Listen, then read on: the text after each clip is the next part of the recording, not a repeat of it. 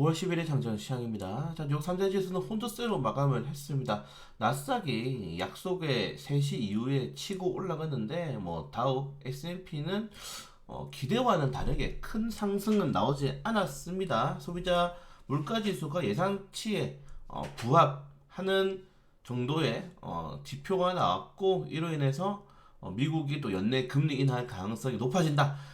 지표 하나 나오면 이제 연내 금리 인하 한다. 연내 금리 인하 불가능하다. 이렇게 나오기 때문에 지금 의미가 없어요. 의미가 없다라고 말씀을 드리고 있고, 결국에는 주요 재료들로 인한 투자자들의 투자 심리가 살아날 것이냐, 다시 한 번 더 조정이 나올 것이냐, 그런 것들이 가장 중요하게 자리 잡는다. 다만 소비자 물가 지수는 나쁘지 않게 나왔지만은 부채 한도 협상도 있고요. 미국 4, 5년 부동산 리스크가 아직 남아 있고요. 4, 5년 부동산 리스크로 인한 중소형주 은행 리스크도 아직 남아 있기 때문에 이런 부채 한도가 가장 중요하다. 가장 중요한 일정이 좀 해소가 돼야지 다음 이제 넥스트 레벨로 넘어가면서 다른 악재들도 좀 해소가 되지 않나. 이게 이제 계속 막고 있는 거죠. 어떻게 보면은 상승에 대한 심리를.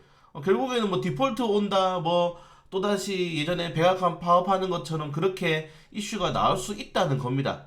다만 대부분의 전문가들, 그리고 저를 포함한 대부분의 투자자들은 결국 이렇게 싸우다가 합의하겠지라고 생각을 하고 있어요. 일단 첫 번째 만나서 회의담은 실패, 이런 것들이 좀 시장에 부담을 줬다라고 보시면 될 것 같고, 오늘 시장의 상승도 빅테크 업종들이 대부분 크게 상승이 나왔기 때문에 좀 시장을 끌어올린 거지, 소비자 물가지수가 좋게 나와서 지수가 올랐다 이렇게 보기에는 좀 부담스러운 시장입니다.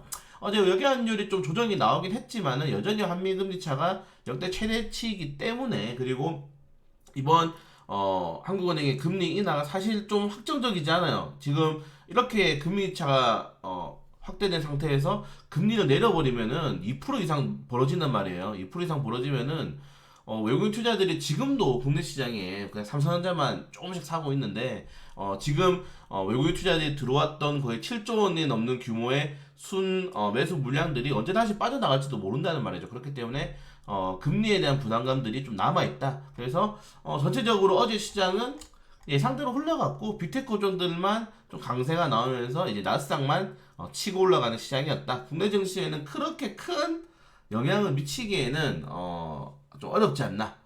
제가 어제 새벽에는 내일 올라갈 것 같습니다라고 했는데, 전체적으로 시장을 보니까 그렇게 확대되는 것도 아니고, 특히 최근에 우리나라뿐만 아니라 이 나스닥 S&P 500의 거래 대금도 굉장히 많이 하락이 하고 있어요. 외국인 투자자들도 지금 시장은 관망세가 조금 더 확대된 상태에서 시장을 보고 있는 거기 때문에 어제랑 지금 비슷하게 그냥 수급 몰리는 거 있으면은 단기적으로 좀 접근해 보고, 최대한 짧게 매매를 하면서 지금 시장은 대응해야 된다. 그래서 2년물 국채금리, 10년물 국채금리, 국제유가 달러에서 다 떨어졌어요.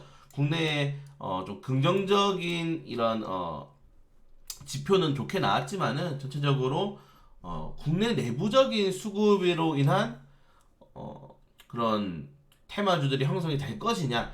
최근에 종목들이 올라간 업종들을 살펴보시면 알겠지만은 2차전지 업종들, 그리고 자동차 부품 관련 테마주가 최근에 강세가 나오고 있잖아요. 전부 다 국내 내부적으로는 이런 재료들을 소화할 수가 없어요. 소비재라든가 이런 것들은 내부적으로는 우리가 흔히 말해서 매출액을 올릴 수가 없는 거기 때문에, 결국에는 철강, 석유화학, 2차 전지, 자동차 부품, 자동차, 좀 더 나아가서 반도체 같은 경우에는 좀 오래 걸릴 것 같습니다. 저는 반도체를 굉장히 부진하게 보고 있는데, 반도체가 좀 부진하니까 나머지 이 아까 말씀드린 섹터 내에서 수급이 돌아간단 말이에요. 석유화학 한번 올라가고 자동차 부품 올라가고. 근데 조금 더 이제 우리 이걸 확대해 보면은, 이제 우리가 이제 외부적으로 매출액을 올릴 수 있는 좀 기업들을 살펴봐야 되는데, 결국에는 방산, 무기 수출과 원자력, 원전에 대한 수출이 어느 정도 붙어 있는 테마를 지금은 좀 공략해 보는 게 어떨까라고 생각이 듭니다. 특히 최근에 방산 관련 테마주도 좀 급등이 크게 나왔지만, 원자력 관련 테마주들은 차트도 괜찮거든요. 제가 어제 영상을 찍으려다가 그래도 이번 주까지는 조금 더 지켜보는 게 좋지 않을까. 왜냐면 영상 찍으면 다 사버리니까 하고 있는데, 원자력 관련 테마주들은 이 기술적인 위치도 굉장히 괜찮다. 리스크가 좀 많이 없는 구간대이기 때문에 관심을 가져보는 게 좋을 것 같습니다. 그걸 제외하고는 똑같은 이슈들이 반복되고 있기 때문에 오늘 또 좀 빠르게 넘어가시면 될 것 같고요. 그리고 뭐 빅테크 업종들, 뭐 마이크로소프트, 애플, 구글, 아마존 개별적인 이슈들로 인해서 탄력이 나왔다는 점 좀 한 번씩 확인하시면 될 것 같습니다.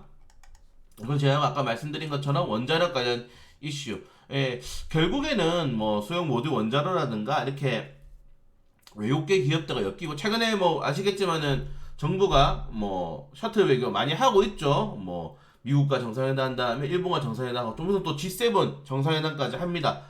굉장히 좋은 행보를 보이고 있기 때문에 이런 거 하나 좀 이제 가져와야 되거든요.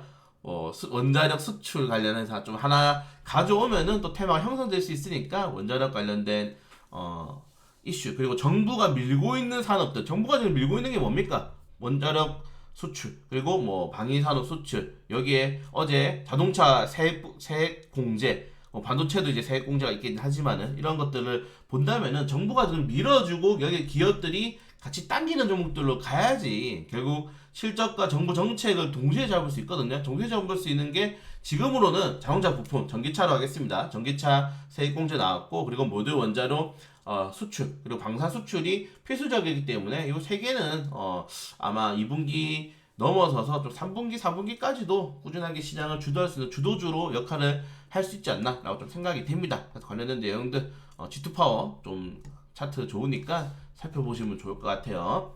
네, 그걸 제어하는 개별적인 이슈들 하나씩 체크하시면 될 것 같고, 계속 말씀드립니다. 이번 주 재미없어요. 네, 이번 주는 뭔가를 할 수 있는 시장이 아닙니다. 네, 계속적으로 말씀드리잖아요. 이 시장에서 계속 말씀드리잖아요.